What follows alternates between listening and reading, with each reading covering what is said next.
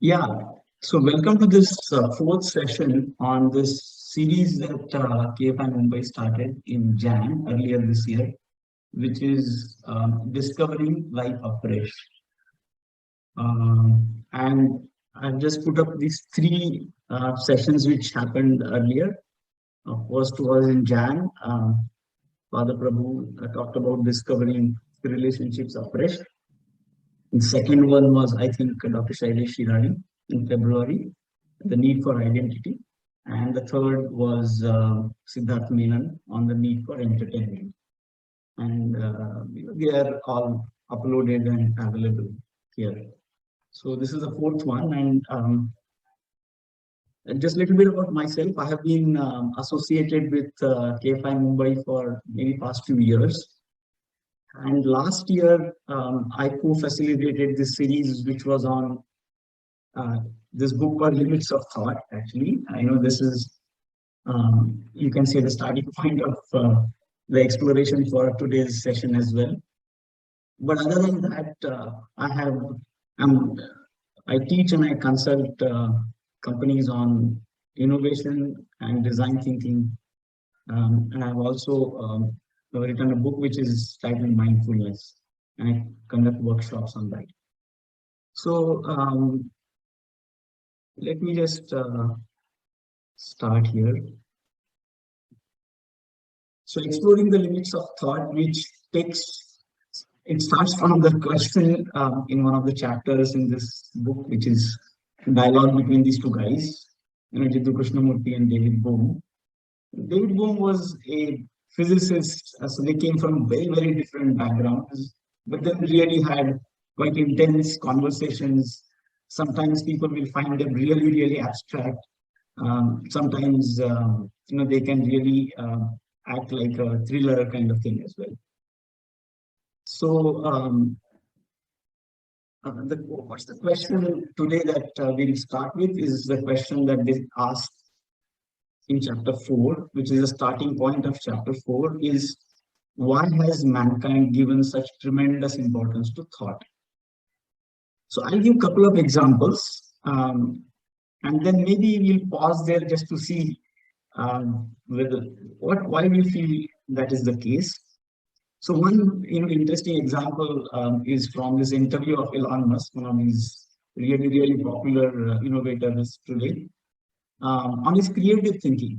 He's got this number of companies he started, he's going on, he dreams of going to Mars, takes people to space, also has a company which deals with converting thoughts into action called Neuralink, all kinds of stuff. So he was asked once in an interview, what is the hardest part of being Elon Musk? Because so many people want to be Elon Musk, millions of them. But Elon Musk said it might sound great if it is turned on. What if it doesn't turn off? Which means he's saying that, look, my creative thinking, which is I get ideas all the time, it is great if it is turned on, but what if I'm not able to switch it off? So this Joe Rogan, who is the interviewer, says it's like you are going at very high RPM. He's using this language of machines, revolutions per minute. And Musk says, yes, all the time, that doesn't stop. So we don't know whether he gets really sleep or not. But even a person, extremely smart, is doing all kinds of creative, creative stuff, is still saying that you don't want to be me because my thinking process just doesn't stop, keeps going all the time. That's one example. And the other example comes from one of the business leaders here. His name is Ravi Venkatesan. He was managing director of Microsoft India. This is about a 10 years old incident that he narrates.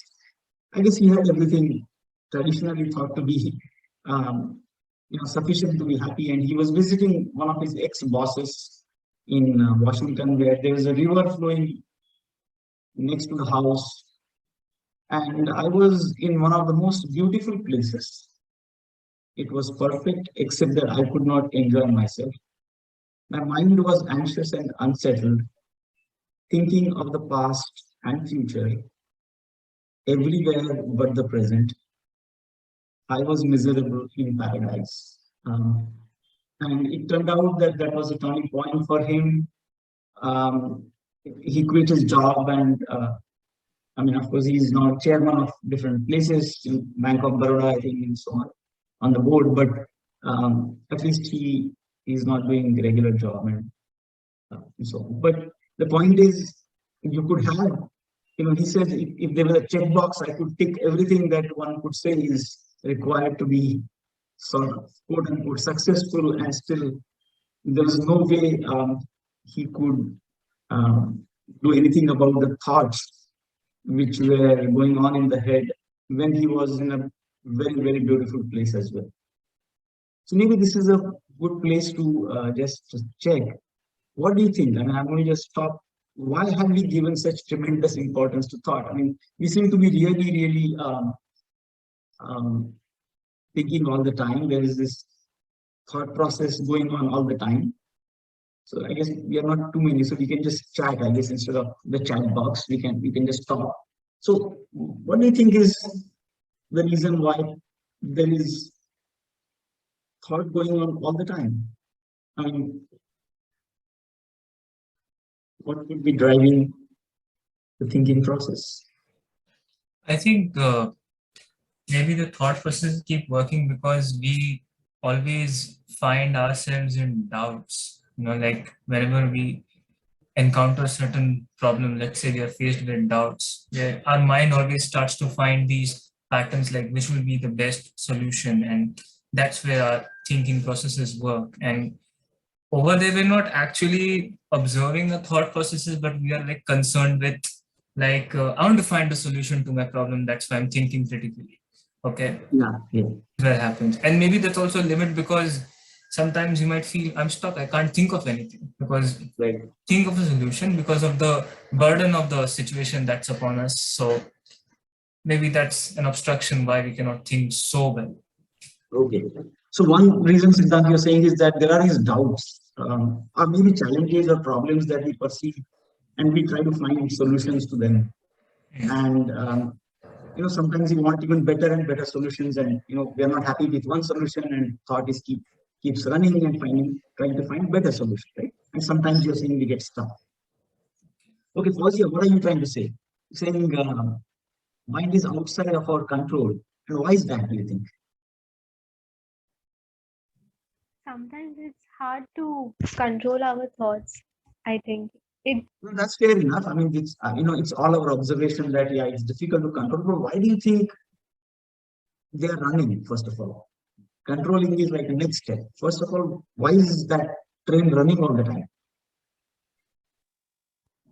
it's hard to answer. There are a lot of problems that we are dealing with. Maybe that's why. We're dealing with a lot of problems, you're saying, right? And what kind of problems are these? I mean, you're saying it's because of our day-to-day problem? Are there some big problems, or maybe combination of both? Combination of both. Combination of both. Okay. Okay. Anybody else? Any other thoughts? Why is this train running all the time? I would like to add what Fauziya said. Maybe like when she said about like maybe we are concerned about problems that do not worry us, and sometimes. But I think the problems in which we are most interested, that's where we put a lot of thought and we get more engrossed and we get more lost in it. See, there are some events about the world which we may be totally disinterested about. We may not even care to think about it. We'll just leave it there. So maybe maybe something that we're totally interested in, like if I'm interested in some sort of hobby, I might think very deeply. I might come up with some really good ideas, even though I might feel like maybe the ideas are not proper or maybe this is not, I will still go in a pattern where, okay, I'll have to think again. Okay, so the more I'm engrossed in, the more thoughts I'm going to think, more solutions and more creative ideas I'm going to think. And so maybe the things that we're interested in, I think that's where our thought starts to arise more. Yeah, that's a good point. I mean, in an area that you're really interested in, it makes sense that you think deeply about it. But let's say in a case where it is like Ravi Venkatesan's case, he's in a beautiful place visiting a friend. There's a river, there's a mountain. So I'm assuming, that's not the point where he's saying, look, I'm not sitting here to solve some problem deeply. He's there just to enjoy that nature, have a nice chat with his friend. And even in such a place, the train is still running. And then that gets confusing. It's not as if he's really, really trying to solve something deeply. Yeah. There may be times when that is important. But even when that is not important, he feels, yeah, I'm anxious about future. I'm, thinking about the past. That's the puzzling part. Why is that? So that's okay. I mean, that's the kind of thing we are exploring. Pooja, you have any observations? Yeah, I mean, I think we all the time we are thinking. What I think is all the time we are thinking about past or future. Something that has happened in the past, we want it again. So we are not right now in this whatever is happening around us. We are always wanting something either, or we are thinking because we are afraid of something in the future. So that's why that mind is always restless, maybe. Yeah, no, it's possible. You're saying we may be afraid of something going wrong in the future, really, like, kind of a suspense thing, And we are saying, or okay, we want something more and more and more. So, something more and more. But okay. so we want to like maybe because we want to create our some like if I just sit, then I have fear that I will not be recognized by the society. Yeah, So yeah. if I have to do something, and then if I have to do something, I have to use this tool, right? Mind. Yes. And if I'm not recognized, then maybe I'll get left out, perhaps. Yeah, I mean that fear of losing that special place in the society. Yes, true. Yeah. So good. I think these are good observations. Okay, welcome, Mante. Another, we just talking about why is this train of thought running all the time? Obviously, please feel to join, in this conversation. Okay. Anybody else has anything? Okay, let me just then go back.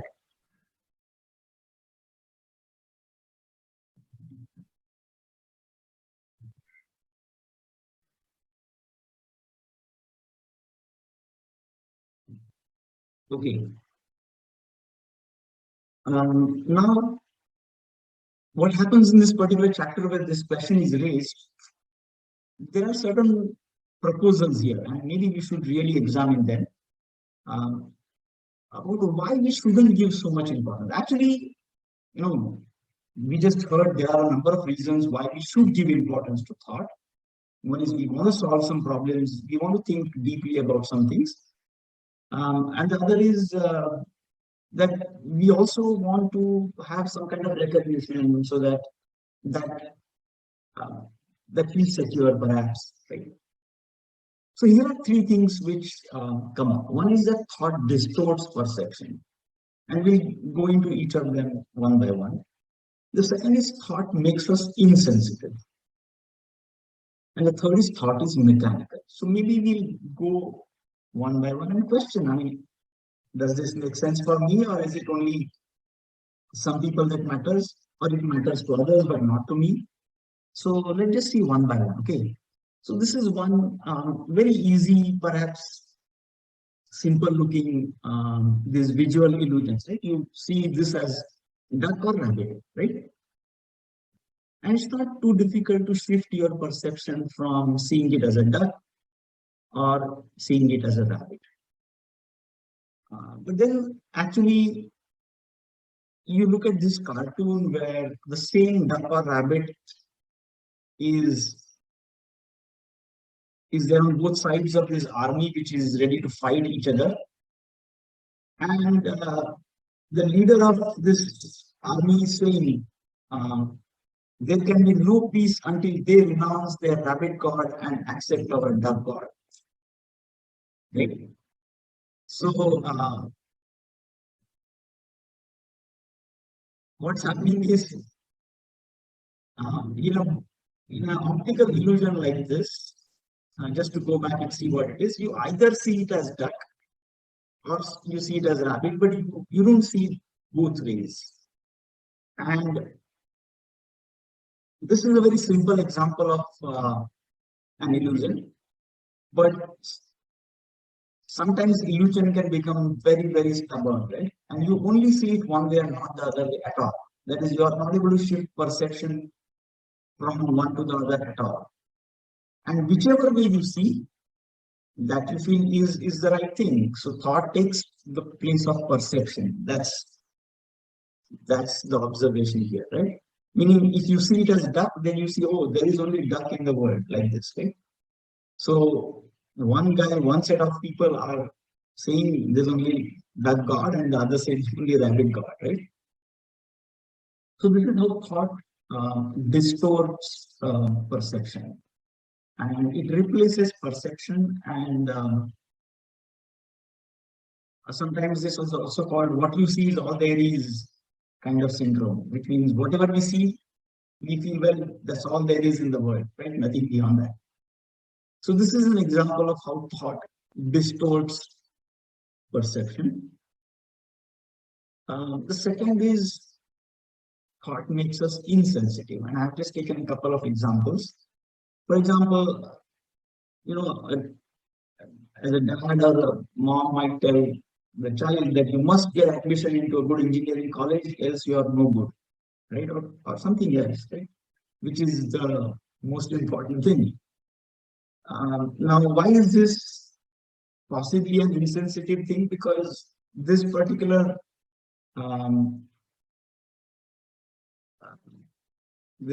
thought doesn't take into account what is it really that the child actually likes.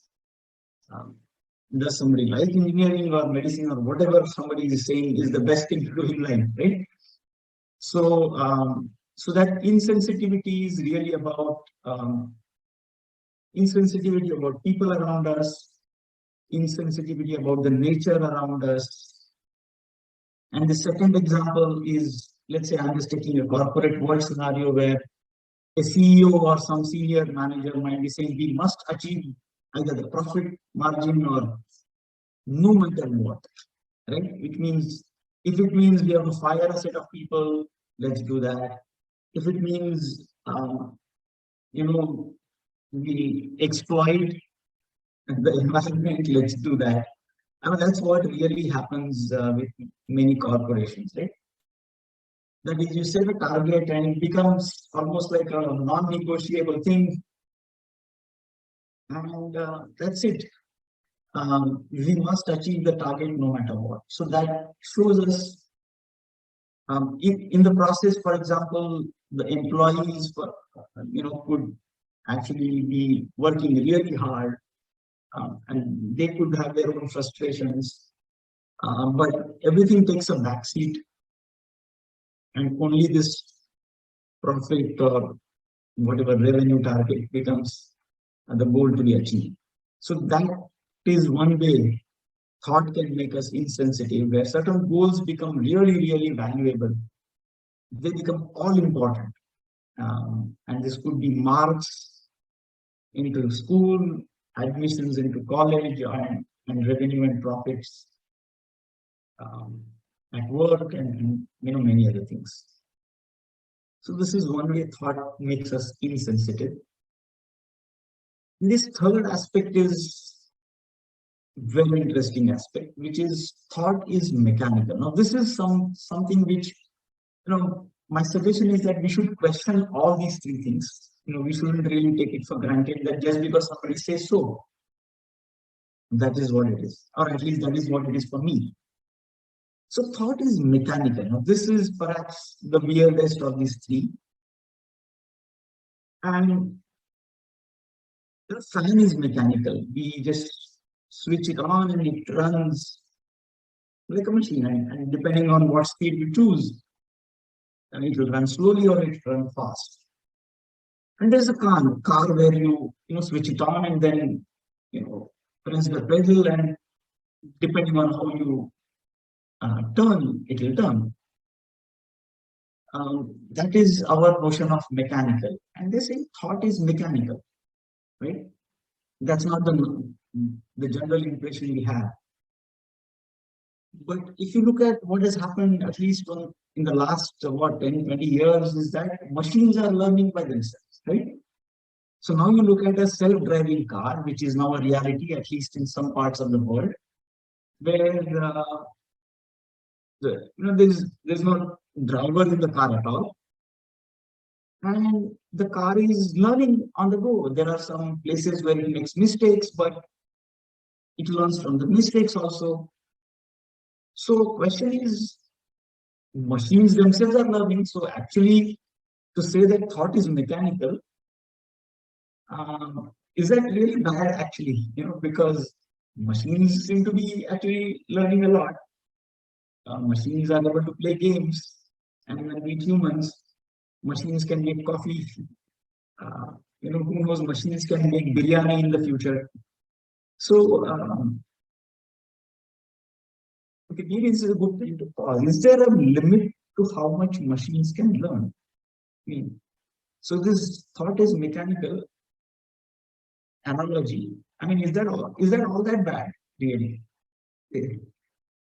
What's wrong in thought being mechanical where machines themselves are actually learning a lot?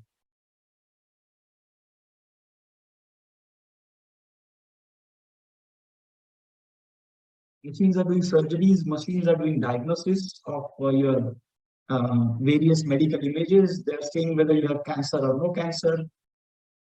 And they are doing better and better every day. They're using the past experience and sharing with each other and really, really learning fast. Putting us out of job, perhaps. So,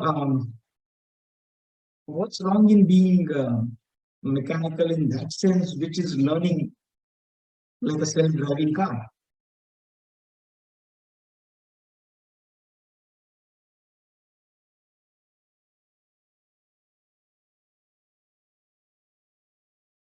Anybody has any thoughts? I think maybe thought being mechanical has something to do with all our conditioning since our childhood. Basically, whatever we see or whatever we've been taught to, it becomes something. I think this is something I'm borrowing from Krishnamurti itself, because I used to read Krishnamurti. I think because our memory we have been conditioned by our memory, and when we encounter certain situations, we look back at our memory and we use the support of our memory and we claim these are my thoughts. This is how I deal with the situation. Although what I'm doing is that I'm using my memory to probably solve what is trying to do, and that's where the mind becomes engrossed in. And when you were showing us that example of how machines are able to think, I think machines are our own inventions. We created machines to make sure that the effort that we put into activity could be less, so that we would operate with ease. But now with more machines coming, machines are able to think more calculatively. That is how we have designed them. So maybe I think it may also be a threat to our own cognitive capacities, the way we think and solve. Because let's take the example of trying to resolve a threat. A machine might just think like, okay, we'll have to resolve it with violence because that is how the machine is being programmed. But we might, relying on our own thoughts, we might think that what if there is a peaceful scenario? What if we could use a peaceful measure to resolve conflicts? So that could be one perspective. Sure. Thanks. Thanks. Okay, Rukaya, you're trying to say something. I wanted to just dwell on what Siddhant has already started, is that machines are creation of men, and we have yet to reach a stage where it can be a full-grown human being mind in terms of being very creative and thinking and doing kind of a thing. machine would have limitations. Even in present scenario, no matter how much of technology and AI we are talking about, but I don't know, we have reached a stage where it can replace completely human beings. So, I mean, your previous point of thoughts becoming mechanical and, you know, and neuropsychology and that part of it continues to be so much inherent to human beings. Yeah. Yeah. Machines are learning every day. So is there a limit to how much machines can learn really?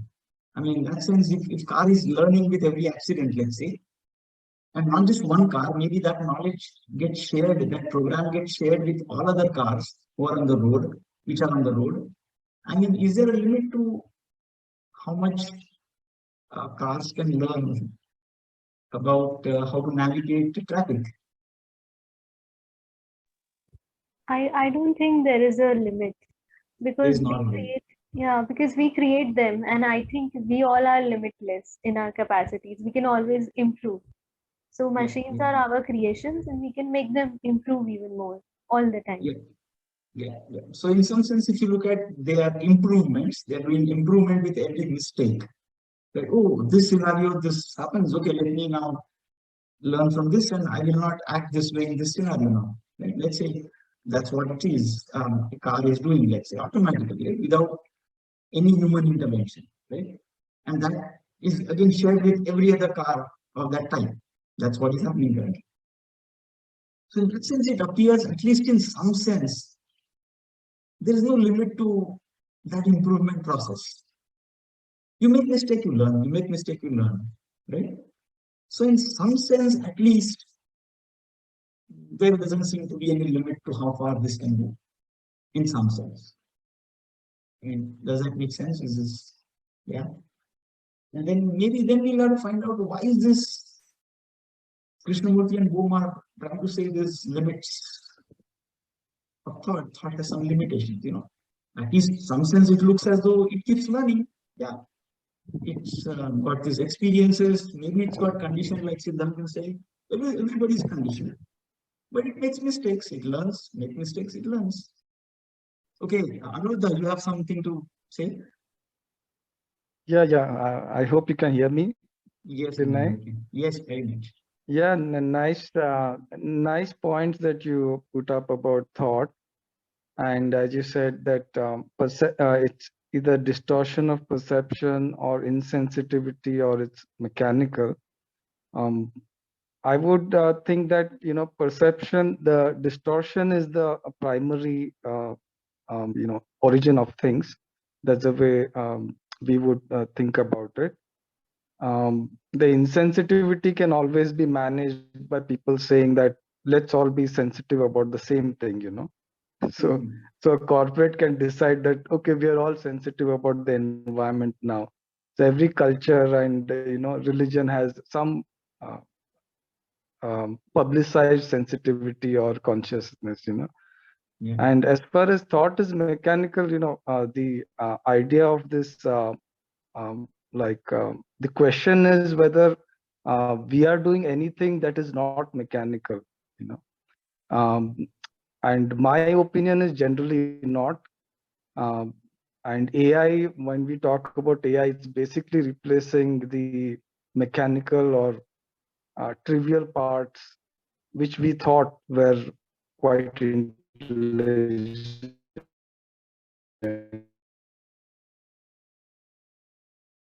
Maybe lost you, Anuruddha, there. But I think you're saying you're trying to say that we are mechanical. That's what you're trying to say. Is that correct? Our thought process is mechanical.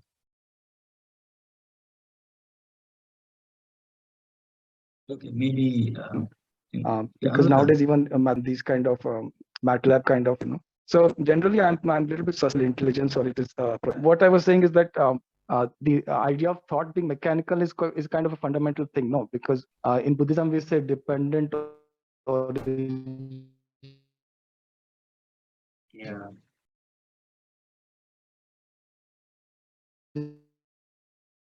Sorry. Okay, so it looks like Anuruddha, you're Sometimes we lose you. That's okay. We'll come back. Okay, so what we'll do is let's continue Anuruddha, and then we'll again come back. Okay, so I mean I think all these are good points. We are seeing in some sense there is no limit to how much improvement can happen, right? But we are also trying to say that look, maybe there is some limitation that these guys are pointing to, and that's what even Anuruddha is pointing to. He's saying distortion could be the root cause, but maybe there's some fundamental limit, and that's what, let's see what is being said here. Okay, so we'll go back. Now, what's interesting is, see, this is like 2022, right? So this is what, so it may appear that, you know, Krishnamurti might not have imagined what this can do, but this is an interesting thing he mentioned in this 1980 talk, that yeah, the computers can learn, they can be programmed, and they will repeat what they have been told. If a computer plays with a master of chess,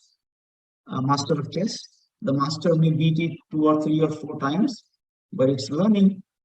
It avoids where it has made a mistake. It can correct it. So through experience, it is learning. So that after a few games, the computer can beat the master chess player. And finally, he adds, that's how our mind works, right? And some of you may be already familiar. By 1997 or something, Kasparov, who was the leading world champion, and he was beaten by computers, IBM's, you know, machine chess player that time. And since then, you know, machines have dominated, right? At least the game of chess and some other games of which also got repeated. So it, at least if Krishnamurti is trying to point to some limitation of thought, he was aware of this learning process that we just talked about improvement, right? Improvement from experience. Okay, we make mistake and we learn from mistake, right? And we learn and make mistake again, right? And we keep improving, we keep learning, right? And Krishnamurti calls this learning from experience. And he's saying this is no different in computers and in our mind. But then there's something else. Okay, so that's what, let's see if we can get to that. What's going on there? Where does the limit? So this is a cycle of learning from experience. That is, you experience, that becomes knowledge. Oh, in this case, I should do this. Then you store it in memory. The response of memory is thought. Thought acts. You have yet another experience. Sometimes it works, sometimes it doesn't work. You know, and whatever, whether it works or doesn't work, becomes knowledge again. If it keeps working, then you say, look, okay, I found something which works. So, and that's what a parent is telling the, you know, the child, the son or daughter, that look, you have to become either engineer or medic, you know, doctor or whatever, because based on their experience, that is, these are the guys who perhaps are most secure in their life, right? So that's the knowledge they have acquired. So that's the thought in their mind, and that's what is. This is, unless you do this, life is no good, right? So, which is what Pooja talked about as recognition. If you want to really be recognized, there are only 1, 2, 3, 4, 5, you know, choices. Either you do that or you're no good. So this is the cycle of learning from experience. And then what Krishnamurti is trying to say is there's a limitation of learning from experience. The learning is a movement from the past to the present, modified to the future, and that is experiencing and so on. The whole cycle is what we call learning. That is psychological learning as well as technological learning, right? Which means what? The mind is never free from the known. And so the mind becomes mechanical. If I have a particular habit and I live with that habit, my mind becomes mechanical. So now what is being suggested is that this cycle, which is, let's just go back to that cycle again, the cycle where we are accumulating knowledge from experience, becomes memory, thought, action, experience. Somewhere this knowledge becomes more and more solidified. Things start working in certain direction. If you become, let's say, engineer, engineer never, let's say, becomes unsuccessful. We rarely come across, let's say that's what they say, right? You become somebody, you become recognized in some ways, it works. So it gets more and more solidified, right? And then your responses to whatever somebody wants to become automatic. Look, I tell you from my experience, these are the 4 or 5 things which really are important. In terms of career choices, you do that, else it's no good, right? So I'm totally insensitive to what you are actually maybe enjoying, what your skills may be, what you like, doesn't matter, right? So the more things evolve, the more experience I have, the more knowledge I accumulate, my responses can become more and more mechanical, totally insensitive to things around me, right? It's possible. I mean, it doesn't have to be like this, but it's possible, right? So let me just show you what happens when there's too much of knowledge accumulated, okay? So let me just see whether I'm playing it. Or rather, we automatically, so without our knowing, we accumulate knowledge, and that's through that knowledge we see the world, right? Let me just show you this. So it's this rotating mass.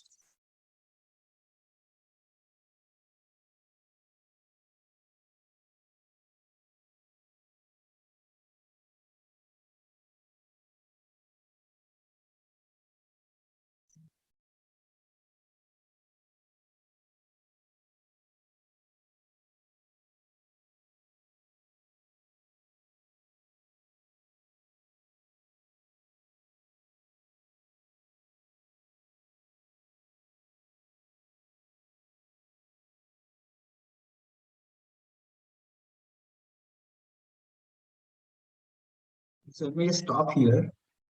Sorry, let me just stop here. And just say what's happening here.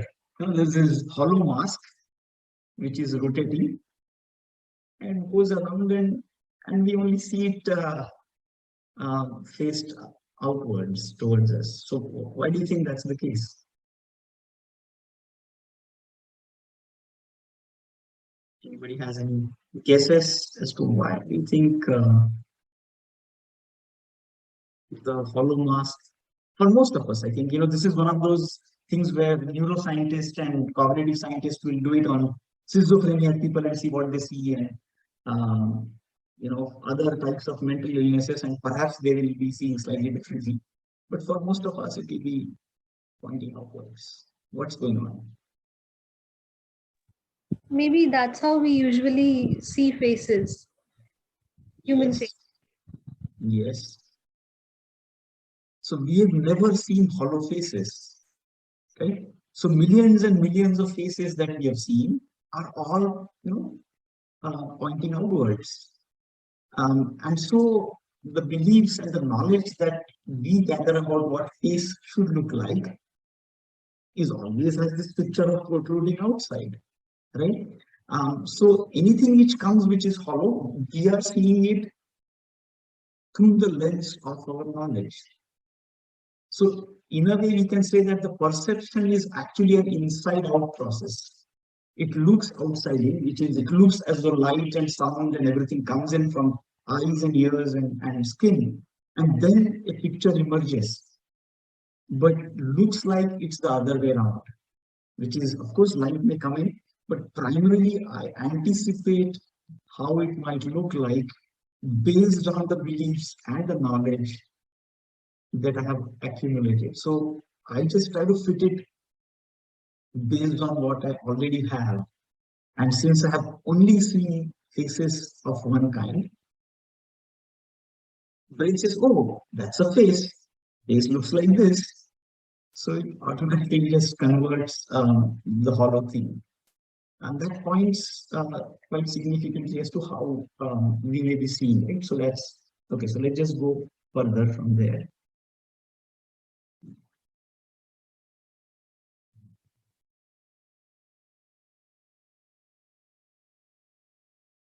Sorry. Okay.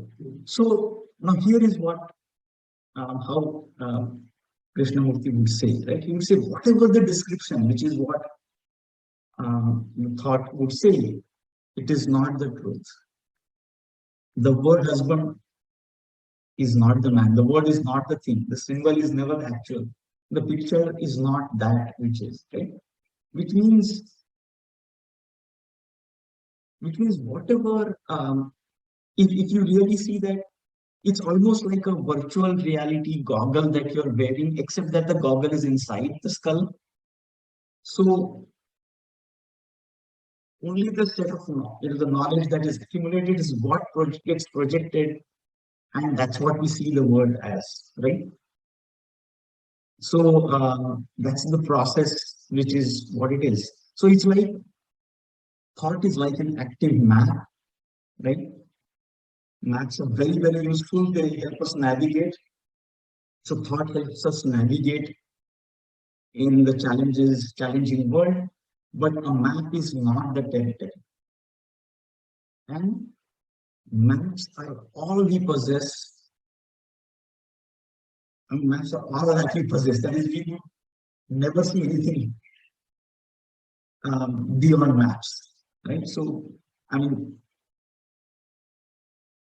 whatever we see is only through the knowledge and the beliefs. That's the proposal. It's a very strong proposal. So my suggestion, of course, is not accepted as it is. You need to really check. Okay, could it be? I mean, it's really saying that everybody is wearing virtual reality goggles, except that those goggles are fitted inside your skull, and whatever map of the world, map in the sense, whatever the world consists of, laptops, chairs, mountains, people, everything is represented through words and other means inside the head, and that is what is getting projected, and that's what we see perception as. It's almost like the self-driving car. Imagine the front window is replaced by a computer screen, and it only shows you the map from Google Maps or something getting displayed there. Okay, and of course it will be somewhat like, it may be somewhat like the roads that you're driving on, but it will never be the actual territory, right? So maps are useful, but a map is not the territory, and maps are all we possess. So maybe it's this is a very strong kind of thing. Let me see if I can stop sharing here. Whether it makes sense, you feel no, it may be true for you, but not for me. I think that may be fine too. Does that make sense? This is how would you check it? Suppose you feel no, that's not true. Sometimes I see the actual thing. The table is, the laptop is actual, or the phone is actual and not from the virtual reality. What do you think? Like, are you asking like how do we differentiate what is actual and what is virtual? Yeah, how would you know? So somebody's claiming, somebody's saying that, by the way, you are, it's like, this Zuckerberg will say, look, Facebook, we are changing, we are coming up with these goggles, and everybody will now see, this virtual reality, will wear the goggles. Okay. So this is what we're changing the name of the company into Metaverse, and you are going to go into Metaverse. Okay. Now, what is being suggested here is that you are already in the Metaverse. You don't have to go anywhere actually. Okay. It's a kind of a metaverse where what you see, you feel it's actually very, very real. It's somebody proposing, okay, and I think we should question this. And that proposal is that what you see is really projection coming from inside. Everything is put together by the symbols, the words, the world, the chair, the mountains. is all very sophisticated, picture, and the story is put together by thought, and that's moment to moment is being projected from inside.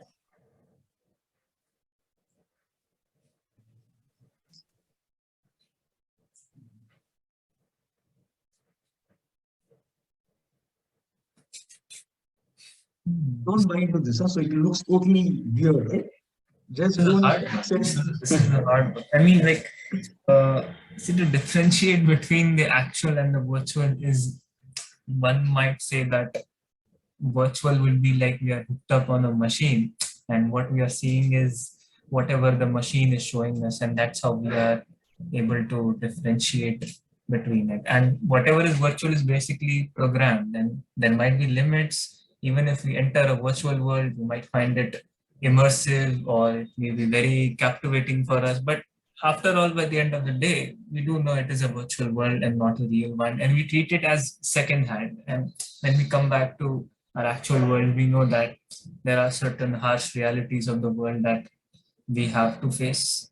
But there's one interpretation that when you were saying about, are you trying to say that our thoughts, our own thoughts, imprinting our reality? Yes. I mean, what if the only reality we have seen is what is created by this thought, and that's it? You have never seen anything else, right? Which means, at least there is this other virtual where you sometimes come, you remove the goggle and you see something else. Here, this goggle never goes away.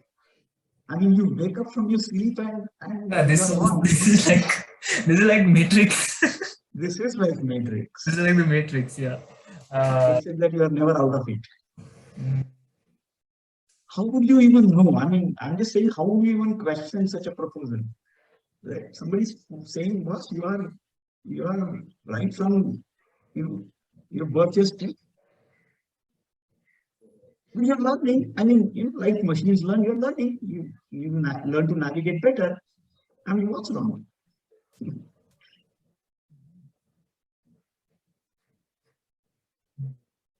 Anybody? Anybody has any? I mean, it looks too outrageous. It looks somewhat palatable. No,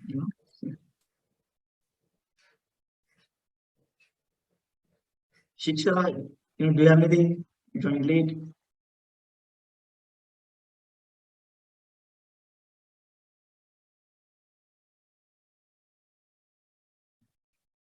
Murga, do you have anything?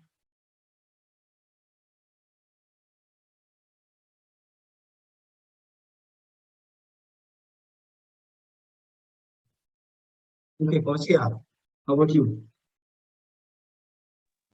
Sir, I'm thinking. Okay, good. Pooja? Yeah, I mean, we cannot reject it as such because we don't know. We don't know. It might be true. So maybe we'll have to find out. We'll find out. Yeah. How would you find out? That's the question. How would you even, explore this proposal? Somebody's putting a forward proposal, and Pooja is, being quite reasonable. She's saying, okay, let's not reject it. Okay. How would we even explore it? Find out the goggles that we are wearing. The goggle. Yeah, that's true. What is it? Like, what is it that is stopping us? Maybe that to see what's the reality. Yeah. What's stopping us from seeing the reality, right? Yeah, that's a good question. What do you think is stopping us from seeing the reality? I mean, somebody like, scientists might come to you and say, look, actually the lights are not entering your skull at all. They stop at your eye. And from that eye, what gets communicated are just electrical signals and chemical things. It's all electrochemical. So actually, your skull inside is all darkness, right? So it's very unlike a camera where actually the light can, I mean, not the digital camera, but the, let's say film camera, the light would go back and actually imprint itself, right? There's nothing like that. Just electrical signals. Same for your sound waves and same for your skin, right?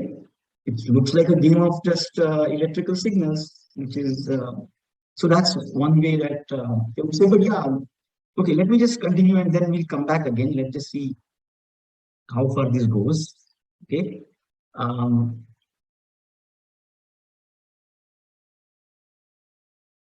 Okay. So looks like thought is like, the proposal is that thought is like the mapless program in a self-driving car, which means it's shared. These maps are also shared by, we share all these Google Maps. Self-driving cars also share the Google Map.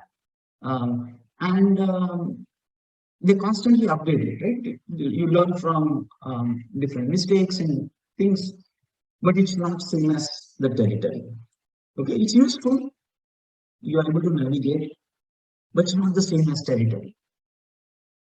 So what now, actually Krishnamurti is saying something. He's saying there are these two kinds of learning. One is learning from experience, which is what we said, okay, you experience knowledge, and then memory, thought, action, and that's the cycle. And there is this other type of learning, which is learning the limits of knowledge. Okay, so one is learning from experience, which is this cyclic process. And he's, so in this case, he's sort of being a little harsh, and we can probably see whether we need to be so harsh. So he's saying, so you're caught in habit. Now we are saying that is not learning at all. Okay, learning is something entirely different. Learning means inquiring into the limits of knowledge and moving on from it. So now, because he's saying this learning from experience is not learning at all. I mean, maybe that's a very strong statement. It looks okay. Learning from experience has a role. It's useful. It's telling us what mistakes not to repeat, and we do better. But he's pointing to something else, which is learning means inquiring into the limits of knowledge and moving away from it, which means to actually understand that whatever I know is not actual. I mean, it may be useful like a map, but it's not actual. And then if it sinks in, if this really sinks in, then maybe you will not take it too seriously. I mean, you take it seriously. I mean, you take maps seriously, but you don't take it too seriously, right? So you see, maybe if that happens, then maybe we'll not take knowledge as actual, the real. So this guy who is fighting and saying, they should renounce their duck god and accept rabbit god. It's like taking what he sees too seriously, right? He said, no, only rabbit god matters, duck god doesn't matter, right? Let's eliminate everybody from duck god.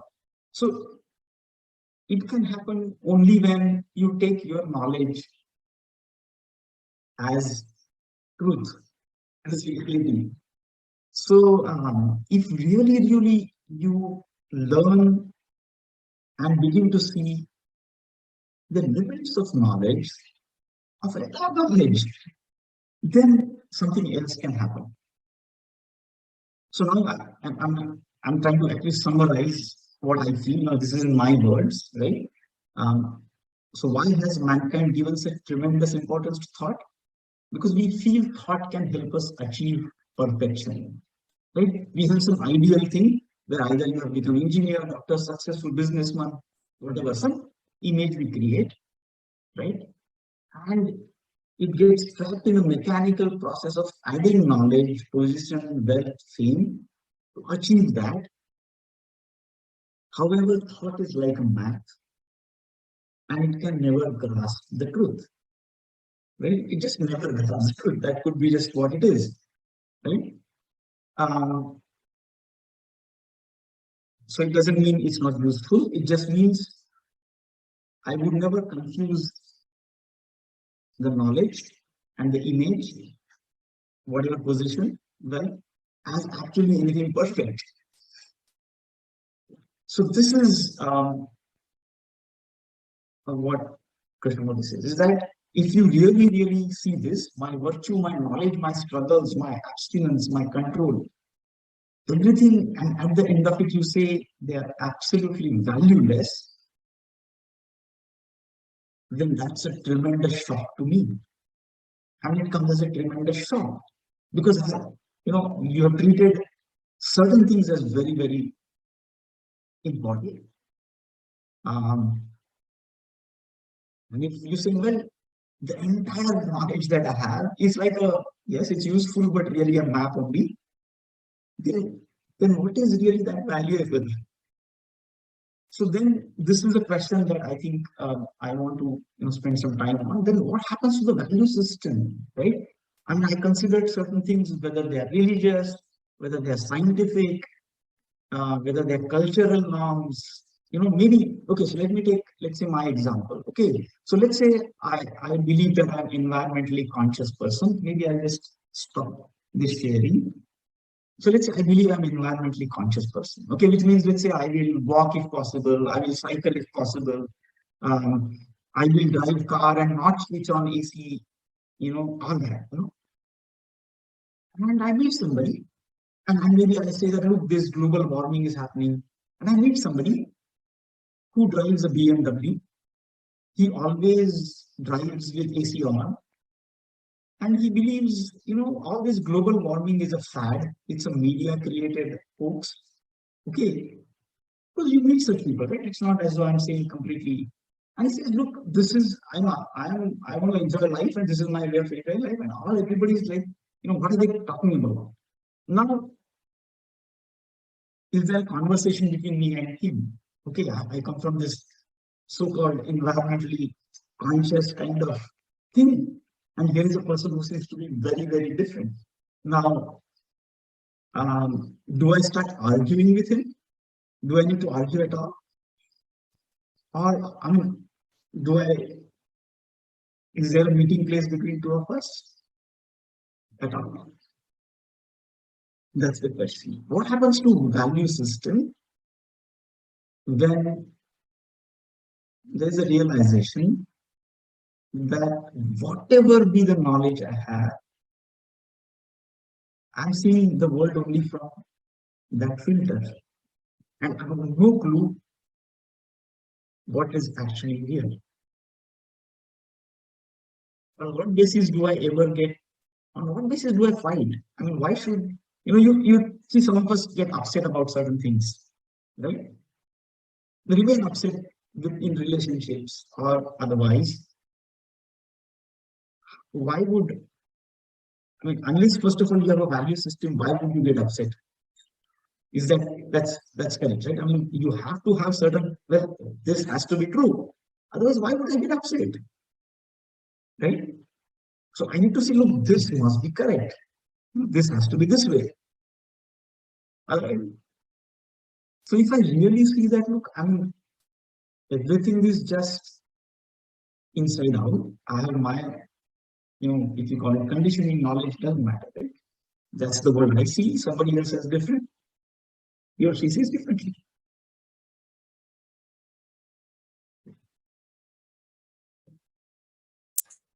If I have to say something, maybe whenever someone is questioning our values, okay, we attach a lot of importance to our values because we believe that our values are somewhat forming a sense of self which we carry on towards your life. Like you gave the example of you being very environmental conscious, the other person being not so conscious, and when you know these are two opposing views, there is that resistance and we're not able to resist it. And that is why we are finding every reflexive action to defend our views. Maybe it might be attacking the other's view or trying to critique the other's view by saying, no, you're wrong. My values are mine. And it happens with everyone, usually. The point is that if you see really that you have no clue actually what the truth is. Yeah. I mean, you're in a metaverse, of my own, you're in a metaverse of your own. I mean, what basis do I fight you? I think then everything would be deemed meaningless when your entire value system is destroyed completely. When you have no, see, usually we rely on a reason to defend ourselves, but when you do not have any reason, when you know you have been disarmed completely, when your entire value system is destroyed, you're totally meaningless. You will feel like everything is nihilistic. What's the point then? You will question that. Okay, yeah, that's a possibility. It happens to a lot of people who lose Yeah. a person who. Does it have to be meaningless? I mean, why can't I be, so for example, it can happen the other way. Let's say I meet this BMW guy has this extremely different point of view. Is it possible that since I'm not defending my view, can I become curious about his view? Oh, he seems to be a guy who is like very different from me. Okay, Yeah, you where does can he be come from? curious. Where does he or she come from? So can I actually listen? Can listening happen in such a case? Where Listening otherwise I would can say I would be definitely. blocked and defending. Sorry, Susan, please. Yeah, I was saying that listening can definitely happen. I think it's what we don't do much. Even Krishnamurti stresses that point. I remember in the first session that happened in January on relationship, that when we are communicating with others, we fail to listen. We fail to listen, but we love to speak a lot. Okay, and so the differing views could come at resistance. Yeah, we do have to build a capacity to listen first and then reflect upon it. I think it might also be true that we need to arrive at a level of honesty and admit that maybe we ourselves are ignorant. We're not wrong completely. It's not like our value systems are wrong because we hold on to it so dearly. But we might be ignorant about some aspects that, oh, we didn't investigate that this could be in a different way. This person could be right. What if driving a BMW vehicle may not cause too much damage to environment? Or like, am I being too naive, holding on to my beliefs? Like, I'm not even ready to uh, uh, wait a minute, I'm forgetting the word. Uh, Ready to accept others' beliefs. I have to come at a point where I might be wrong. Thank you. Yes. Anybody? Fozia?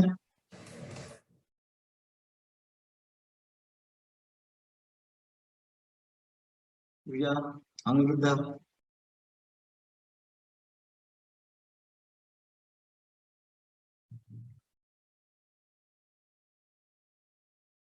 Lady? Yeah. Fozia? Yes, sir. If both the parties are willing, then we can at least start a dialogue and share Yeah. each other's views and then see where it leads. Yeah. So one is to actually consciously say, look, whenever I meet people, especially who have very, very different views, and this could be right in your house or it could be, a stranger, I'll start listening. That's one way to approach this. But what is being suggested here is slightly different. They say, okay, first thing that is proposed is to actually watch your own thought and how it is moving and check whether, look, I mean, is it really seeing anything actually, or is it just projecting everything from knowledge? Right? It's not going anywhere. It's not about the other person. It's really about our thought process and its cyclic nature of learning, and to see would it actually have this fundamental limitation that actually it never sees the truth. It's never the actual. It's only an abstraction, a representation, um, you know,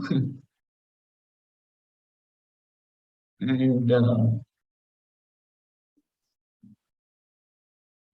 really that is seen. You know, there is no way that thought could ever see what is actual. I don't know what that is. So that's That could be a short. Even if to see the actual, I think we will not even give up our own thought, because we are so like just we want to think of things. That's our nature. That's the mind does. But like how Krishnamurti says, when we are observing something, you have to see it in its totality. But one question may arise, like, why doesn't Krishnamurti define totality? Because why doesn't Krishnamurti define totality? Observing something. When he talks about observation without the interference with thought, like free observation, that is pure, that is without thought. Now one might wonder, like, is it even possible? Because so many thoughts roam in my mind, like the example that you were showing in the beginning of your lecture of the writer who was at the paradise. He couldn't enjoy the view. So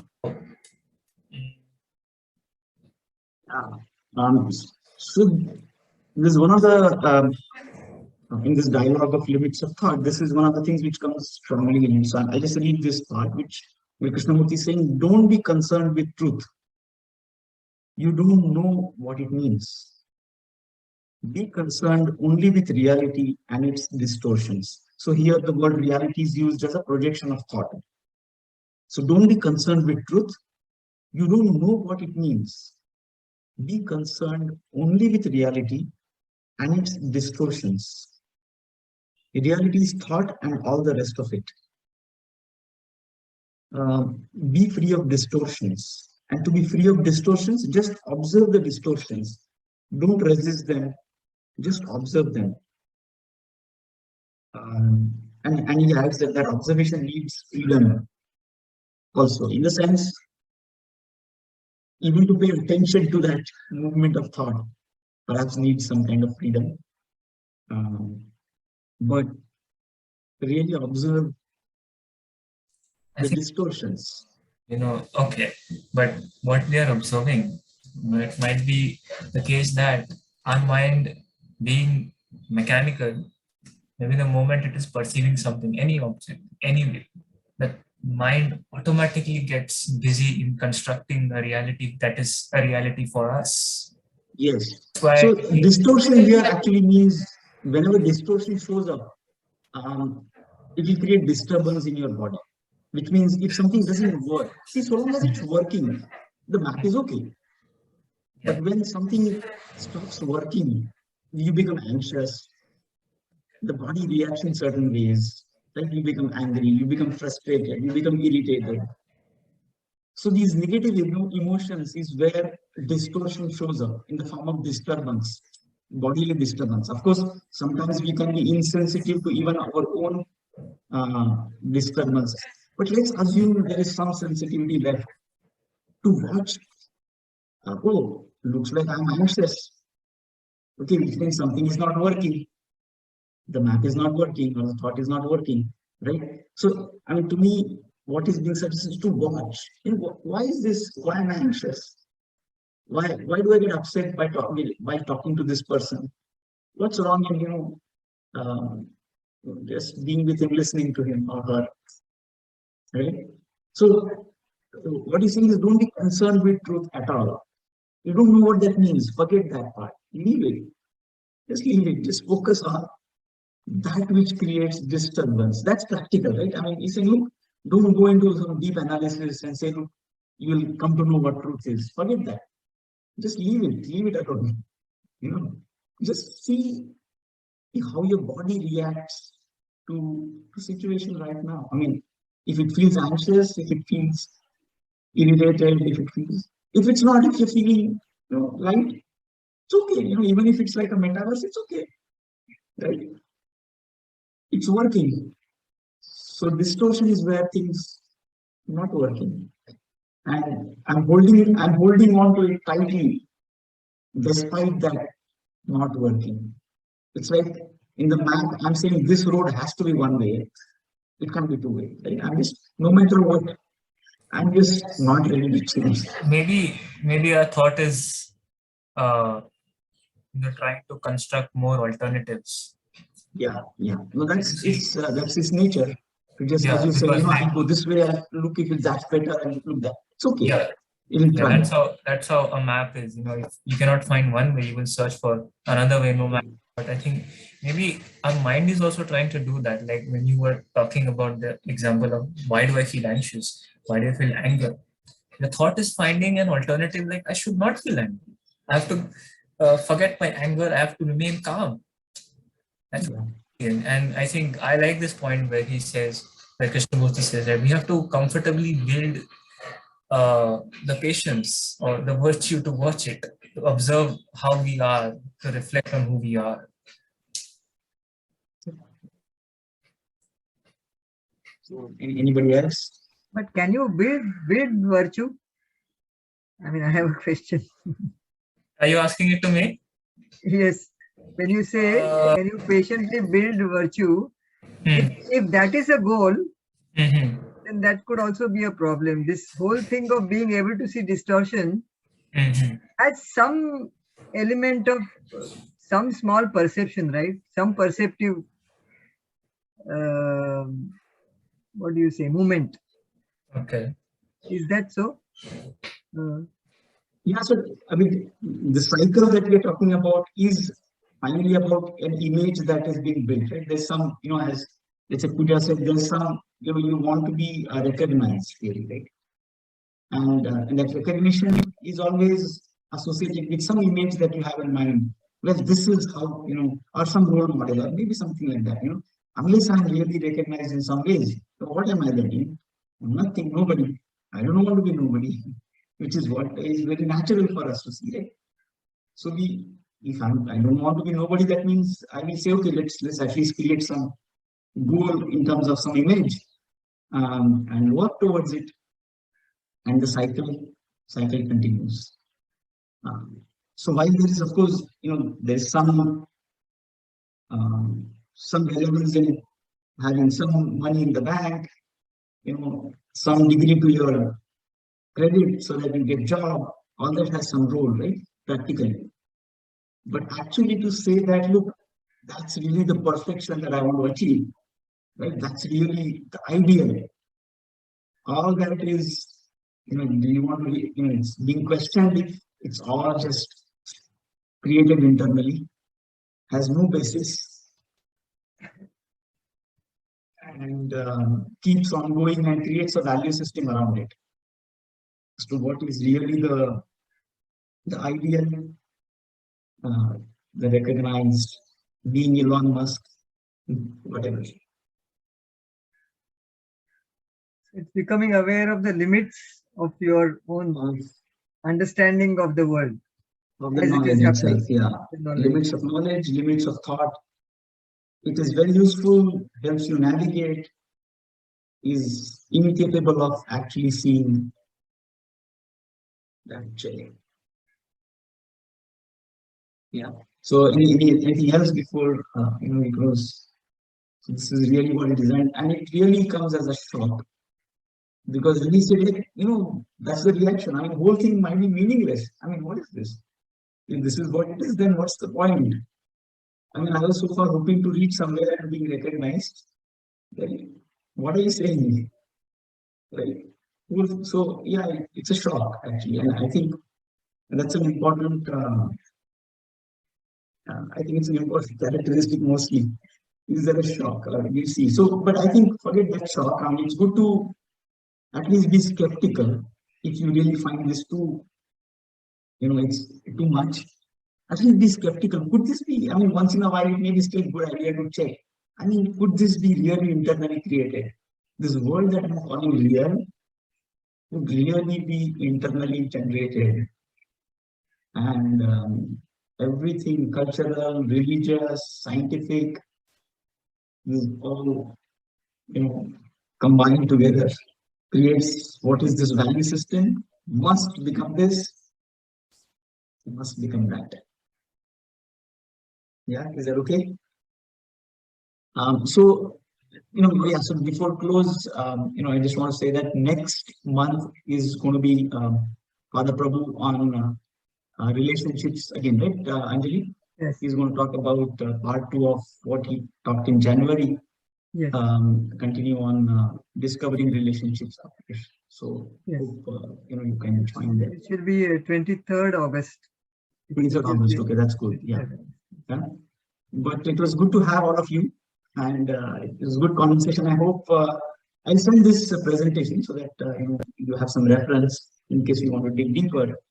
But yeah, feel free to exchange notes, send questions if you feel. Yeah, but more importantly, see if you can watch and be skeptical as to what thought projects. Could it be like a matrix or a metaverse? Yeah. All right. Thank you. Thank you so much.